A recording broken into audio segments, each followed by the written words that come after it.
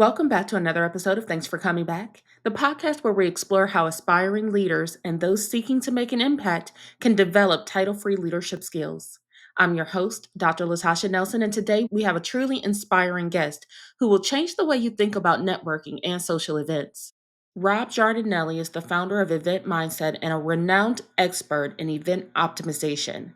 But what makes Rob's story so compelling is his transformation from an introvert who was never invited to events, to a sought after coach who has attended over 2,000 business, social, and networking events. His journey began with a single black tie event that changed his perspective and revealed that the strengths of introverts, like keen observation, high emotional intelligence, and being a good listener, are invaluable in any social setting.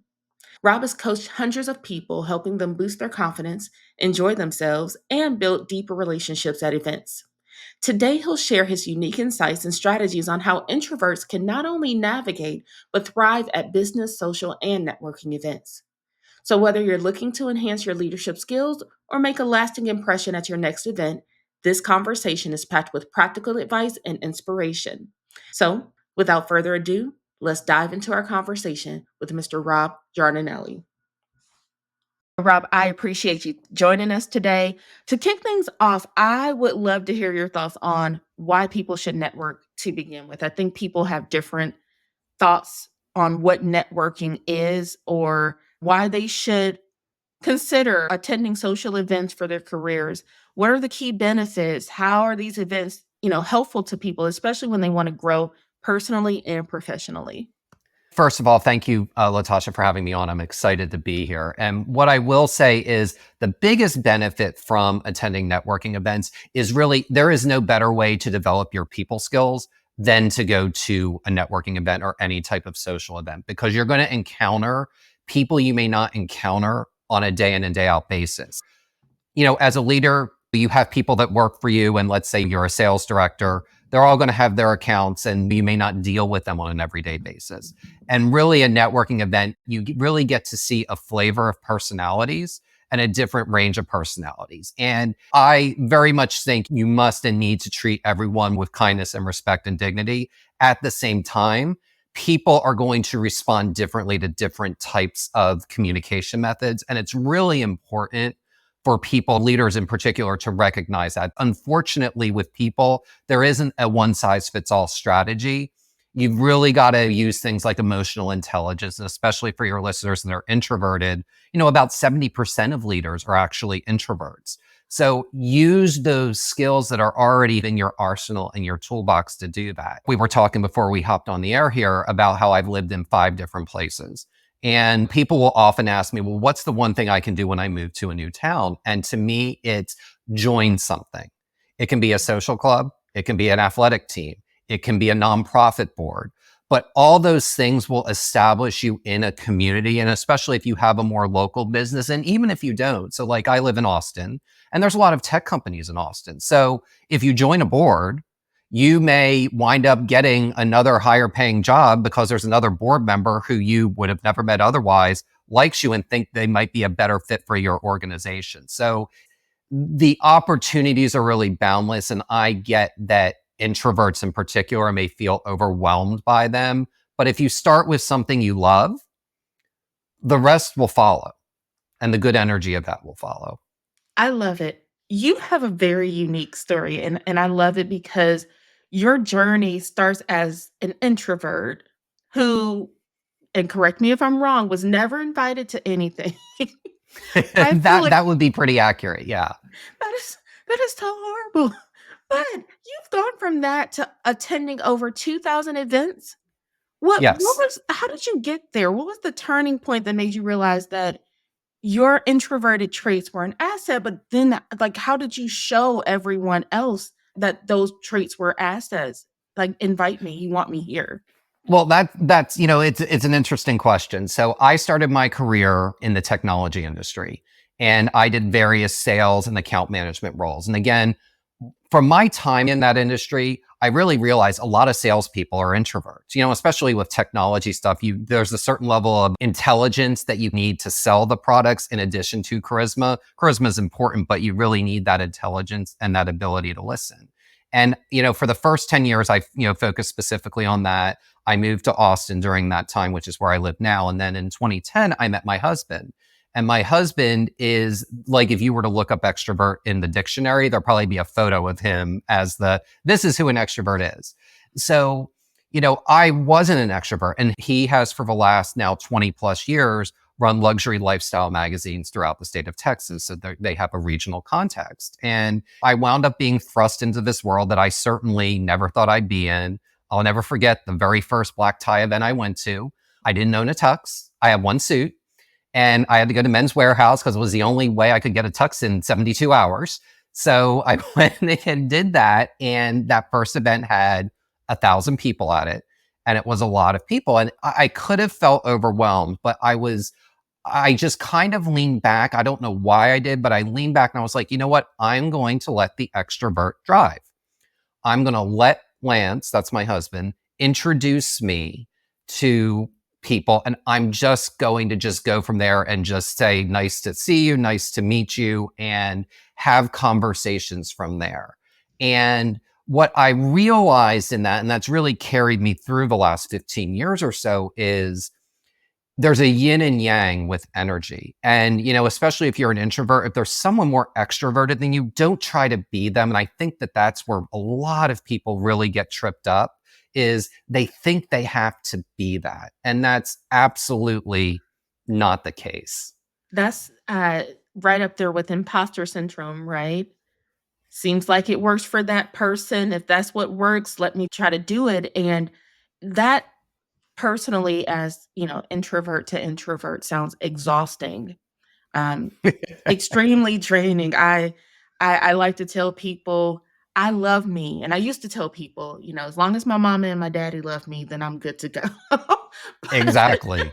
but oftentimes, yes, I have seen that as well. And so, how do you overcome that? And what are some of the other big challenges you faced when you first started attending these high profile events? Well, one is I don't have a high profile background. So for me, and I was one of those, thankfully in college, I love sociology. So like I was like a credit away from getting a minor in it without even trying. So I have a natural gravitation towards people because I just think people are fascinating and interesting things.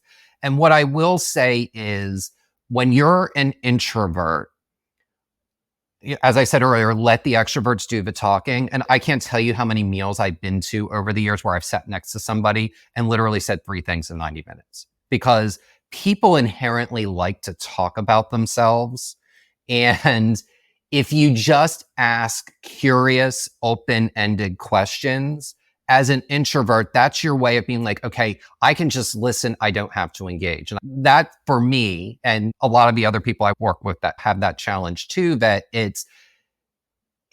there's ways of engagement, and engagement doesn't mean talking. And I think there's a misconception in conversations that engagement means I have to talk and I have to give back.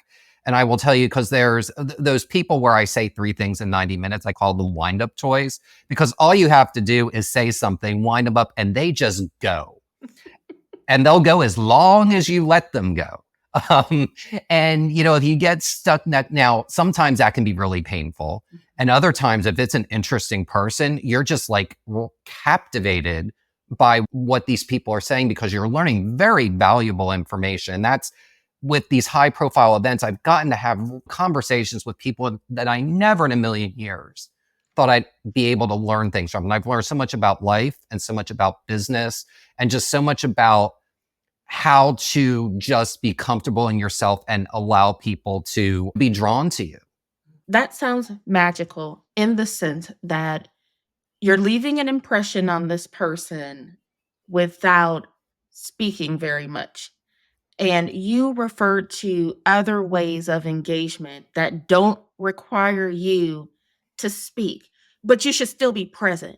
Can you speak a little bit more Absolutely. to that? So presence starts, obviously have eye contact, do nodding. If someone says something funny, laugh. It's okay to do that. And in a business context, I think people get this misconception that it's got to be serious. And I will tell you, the fortunate thing is a lot of the social events I go to, they're nonprofit fundraisers. So there is an element of business. And what going to all those events has taught me is there has to be a mix of work and there has to be a mix of play involved. And, if I've learned one thing, especially coming out of COVID, people want to be seen and heard. And if you're only showing, and I'm not saying bring every single thing about yourself at all times, because you don't necessarily want to do that either. But if you bring enough of yourself to an event, you're going to get that reciprocity one way or another, and people will respond favorably. And, especially if someone's an extrovert and they like to hold court, if you're there and you're laughing at what they're saying and you're engage with them and you ask thought-provoking questions, they're going to think you're a really interesting person. And they'll be like, I don't know anything about them, but I could tell that they were interested in me. And especially, for leaders, that is your ultimate way of showing interest, is to let other people do the talking. It doesn't mean if you lead a team and you find that someone's maybe doing something they shouldn't be in an event, you can always pull them aside after the fact or even during the fact and be like, I saw that you were doing most of the talking and you had this prospect and you said you wanted to learn this about the prospect, but because you did all the talking, you didn't. So there's ways for leaders to kind of give that feedback without injecting or interjecting themselves to the situation. That's why introverts are so effective, especially at business events, is introverts like to scan the room and kind of see what's going on. And that's what I love to do. Every room I walk in, I kind of will look, all around and be like, okay, this is going on over here, that's going on over here, and I think I want to start my evening over there. I love that. And what I hear you touching on is this dynamic. I almost feel like there's a psychology to events and how they work, especially with the contributions between introverts and extroverts. Can you speak to what the psychology behind a successful event looks like, particularly the dynamics between introverts and extroverts, and how you create a balanced atmosphere? For anyone who's hosting an event, I always like to say this: your guest list is so important. It's more important than any fancy stuff you're going to have. It's going to be more important than the booze. It's going to be more important than, the food that you have. I have been to over 2,000 events, and I can tell you that the one thing that I know for sure is I have never been to a successful event that didn't have the balance of extroverts and introverts. And, I like to explain it this way. If you've got, think about Earth, and it's got the right amount of oxygen. And that's why, human life happens on Earth. So if you've got a room of 100 introverts, there's no energy. And when there's no energy, it can feel listless and the party, will die, quote unquote, or the event will die, quote unquote. If you've got a room of 100 extroverts, there's too much oxygen in the room. And everyone kind of knows when there's too much oxygen, things can explode and it winds up being a not good moment. And I will tell you that most of the times where something like that happens, it's usually because there's there's two extroverts involved in that situation. And there's just not enough space. There's not enough oxygen, and it winds up exploding. So for anyone looking at a list, don't only look for the fun people, because the fun people need more observant people. I'm not going to say not fun, but more observant people that are willing to go with the flow and go along for the ride to take that energy. So almost think of it like a phone call. You've got outgoing and you've got incoming. And really that's the dynamic that you want to make sure that you're conveying, especially if you're hosting an event. Look at that guest list and make sure it's a balance of personalities so that you've got that interesting mix of people that makes people want to come back to an event month after month or year after year, depending on the type of event that it is. Does that apply to someone who's on the fence about attending a social event? Should they be scanning that list to consider, how do I fit in as an introvert, or does there seem to be a balance of introverts and extroverts that, will create that atmosphere? That's a great question. So what I do, or I try to do with every event that I go to, even where I've gone to it 7, 8, 10 times over the years, is I'll look at that guest list, or if I'm going to a gala, it may be the host committee, it may be the event chairs, or it may be the sponsors, just to get an understanding of, who's there. What I always recommend, especially for business and networking events where you kind of know the attendees, go to LinkedIn, go to Facebook, go to Instagram. Look at their profiles briefly. You don't want to look at it too closely so that it appears like you're stalking them. But if you look at a high enough level, you may see you have a former company in common. You may have gone to the same school or you went to the same school conference, especially sports rivalries and things like that. Look for something at a high level. And then that way you're going and you're approaching them with the not obvious thing. Because at a business event, that's the obvious thing is going to be that. So you want to make sure that you're doing something a little unexpected, because when people are seen, and, we talked about that earlier, when they're seen, they're going to be more relaxed. And if you see them as a person as opposed to a transaction, that's really what that's about at the end of the day. People are going to be much more willing to open up to you. And if you're an introvert, it amazes me because, like, my husband and I, there's nights where we're going to multiple things and we go to something for 45 minutes. We get in the car and he'll be like, well, what did you learn? And I remember one time we'd only been together about a year at that point, but I'm like, I learned this, this, this, this, this. I listed like 7 things. He was like, we were there 45 minutes. How did you wind up with this? I was like, I just listened. And you'd be amazed. Like I said earlier, people talk about themselves and people will divulge a lot if you let them. At the same time, you've got to have discretion with that. So the reason people feel comfortable opening up to me is I've got I don't want to call it a body of work, but I've been around long enough and gone to enough things that people know that I'm not going to gossip about this or gossip about that. Absolutely makes sense. And now you're touching on some of the strengths of being an introvert. So I'd love to kind of shift the conversation a little bit and start talking about how embracing your introversion can be a leadership strength. How can introverts start leveraging their natural strengths and abilities to lead effectively, particularly in business and social settings? So, like I said earlier, it's listening and observing, and really, you get to see at a social event, you get to kind of see a person that's on your team a little bit more than you will in a boardroom meeting or in a weekly one-on-one or things like that. You're kind of getting to see a little bit more of their well-roundedness. And you may discover, if you observe properly, certain soft skills that have either been untapped or no one just ever asked them about. And I think all of us know people who happily accidentally wound up getting promotions or certain things because someone saw something unique in them that was just never tapped before. And a good leader is going to see those things that may not be obvious and on the surface, but they're going to be like, I love how that person listens. And I've got this task force where it really is going to require someone to be a little bit more of a grounded presence because of some of the other personalities in the room. And really, that's how you've got to look at anything. And it's also like if you're hosting a business meal, it's a great way to mentor, because what I have learned is the guest list you have 24 hours before even a business meal or anything is not going to be the guest list when that happens. But if you've got, people who are ambitious or would add great value, you can always invite them at the last minute to be your plus one or to be a part of it, because you know that they're going to bring something valuable and unique because you have observed them in those business/social situations where you get to just see things about them that you're just not going to see on a normal day in and day out basis at any job or occupation. Now, you touched on earlier avoiding mimicking the behaviors of extroverts. And so that for me sounds like it requires building up some confidence. What are some practical steps introverts can take to start building their confidence and their leadership roles without feeling pressured to mimic extroverted behaviors? So I would go back to join a board would be my first thing, because you're going to get those you're just going to get those range of personalities.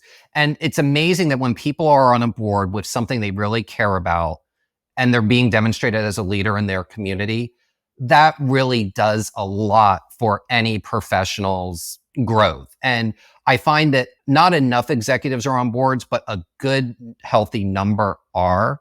And a lot of introverts I know who are successful at events have been on a lot of different boards.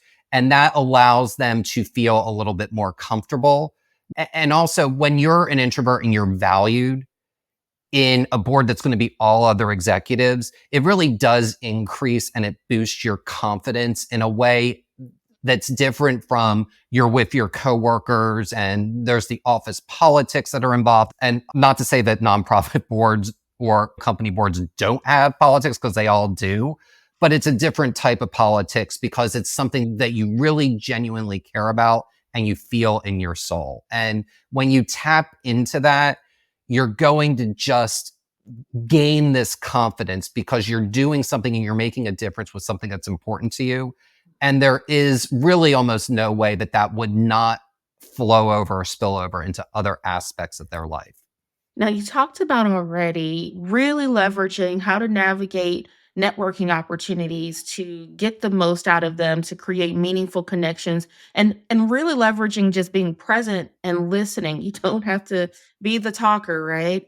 But again, as a fellow introvert, I think about the mental and emotional preparation that sometimes goes into it's almost like your pregame before you attend an event. So how can introverts prepare mentally and emotionally before attending an event with the goal of reducing any anxiety and boosting their confidence before they get there? Well, Latasha, you actually said something in that last sentence that's my answer, and that's goals. Set goals. And goals, I always like to say that goals need to have three things. They need to have confidence, they need to have purpose, and they need to have joy. Because let's say you go to a convention in your industry every year, and if it's hosted at the same place, and maybe they have this amazing appetizer or this amazing signature cocktail, it may be when I arrive, I want to eat that particular thing or have that particular beverage. That's something that gives you joy and will calm and anchor you. So for any introvert, make sure you set goals, but set a goal that's fun in addition to the goals that are professional. And I always like to say, novice introverts should start with 2 to 3 goals. Make sure one of them's joy. If it's more of a conference where you're going to be doing it 3, 4, 5 nights in a row, you're probably going to want 3 just because you want to make sure that you're continually growing over that period of time. But setting goals is really the first thing that anyone can and should do so that you get both professional and personal growth, because both are really key, because social is going to be, it's a mix of your own personal personality along with your talents on a professional scale. Do you have any examples of a joyful goal, a confidence goal? I'd like to just kind of paint the picture for someone who says, that sounds great. What does that look like? So a joyful goal will be if anyone's going to a holiday party and maybe this party host has amazing chocolate chip cookies Mm. and you want to have one, but they're gone an hour and a half after the party. So you know that you want to get there on time so that you can have one of those cookies, and it's this one special thing. So that's a really good example of joy. And I want to lead with the joy because that's less intimidating than some of the other things. Confidence really is about doing something that's outside of your comfort zone and knowing that you lived through it. So a lot of people are like, well, I don't know how to go up and approach and talk to people. So my remedy is that at a lot of business events in particular, there's a bar. The bar will usually have a line because there's never enough bars.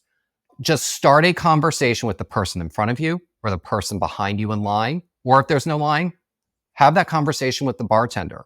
And it's a way of meeting someone new and learning about them, because you can ask very basic questions. What brought you here tonight? How are you tied with this event? How do you know the event host? There's very simple questions that are just common things that everyone in the room already inherently has. So especially if you're an introvert, I would actually, and I'll do this, especially if I've gone to multiple events in a night. Like if I'm at the third event, I may want to take a break for a moment.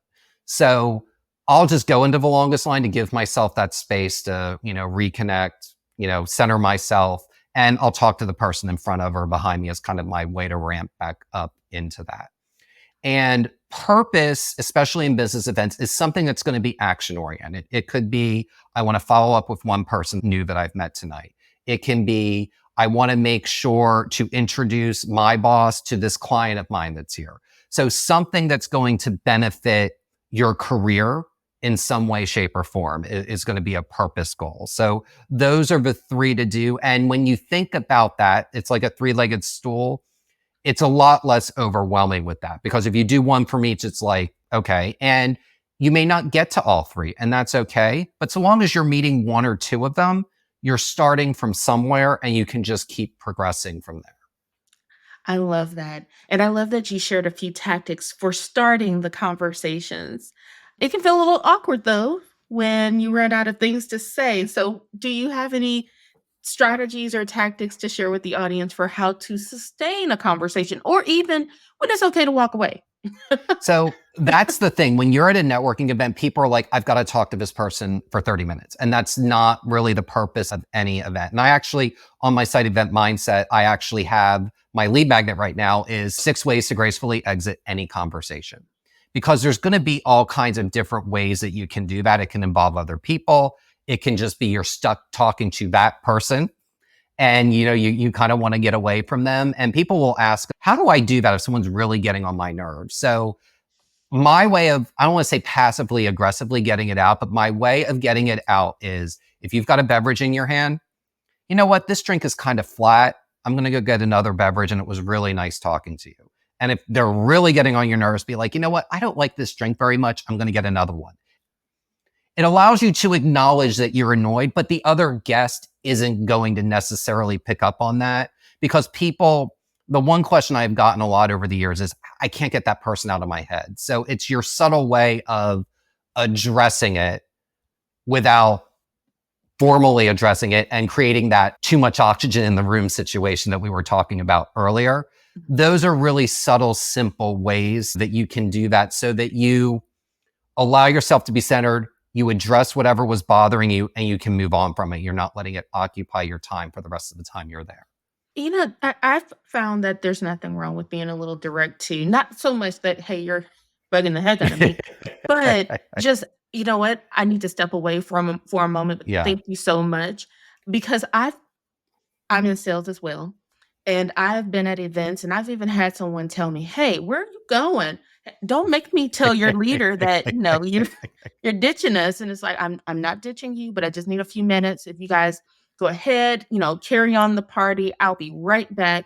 And I step away to give myself those few moments to breathe that I might need to be able to go back in. Or I very transparently say, you know what, you guys, I'm a party pooper. It is all me. I have got to bow out, but you guys keep the party going.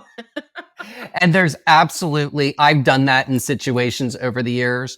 The reason I kind of do the graceful thing is when you're graceful, that kind of builds the confidence to be more direct. Because some people are like, well, I'm just not comfortable saying that. And that was something that I got is, how do I do that nicely? And that's kind of that's your way of doing it nicely to get started. If you've got the confidence to say, I need to go talk to XYZ or I need a moment, do that. Absolutely, absolutely do that. But if you're not as confident and you want to be a little bit more subtle, that's your way of doing it, especially if you're an event novice and you don't necessarily know how to handle those things. So I'm really glad you brought that up, because you can absolutely 1,000% do that. And if you don't have as much confidence, it's okay to be a little bit more subtle about it, just so that you're staying centered with yourself and not being rattled. Absolutely. And I am so checking out your lead magnet because I still feel like I should, study some of these more graceful ways to go about this. A lot of it, especially at a networking event, you may not know exactly somebody's role. And it amazes me how small the world is. I'm reminded of that every time I walk into a room and I'm like, how is this person here? And then you go up and I'm like, well, what brought you here tonight? And they're like, well, I went to college with so-and-so. And it's like, okay, never would have known that, never would have you just never know where people are going to pop up again. So that's kind of for me why I do the gracefulness is people have this really unique tendency to reappear. Mhm. And, if you're especially gracious and kind, those are the people also who are going to be invited back to things, especially if there's a special business meal or that special party you want to be to. Those are those ways and those tricks and those techniques I found when I do those things, I'm more likely to get invited back too. And especially if it's an important event that helps your career, you want to make sure that you're being as graceful as you can. You are spot on. I appreciate that. Now, as we wrap up, what final thoughts or pieces of advice would you share for our audience, especially those aspiring leaders out there in the world who are seeking to make a greater impact in their workplaces? And the challenge for them today would be to put themselves out there a little bit more and to let the world see the uniqueness of their introversion. What advice would you give them? Be curious, because anyone who becomes a leader has to have a certain level of curiosity. And to me, that is an introvert's greatest secret weapon is that they're inherently curious.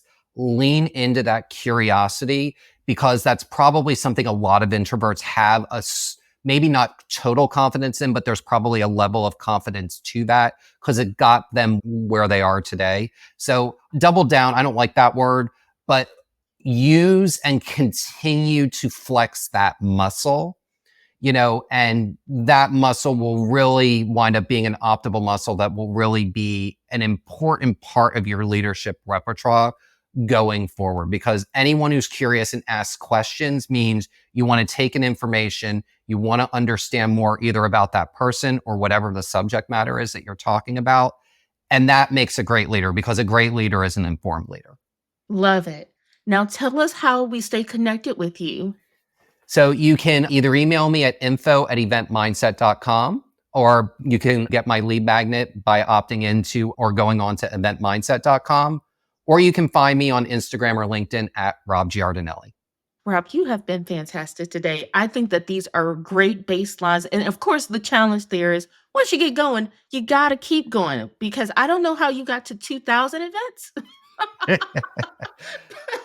But Lots that's of yeses and even more nos. So oh, see, now we'll have to have you back so you can talk to us about the no's and the mindset behind choosing which events to attend. I would love that. I enjoyed every second of this conversation. That's such an important piece. So I would love to come back and have that conversation with you.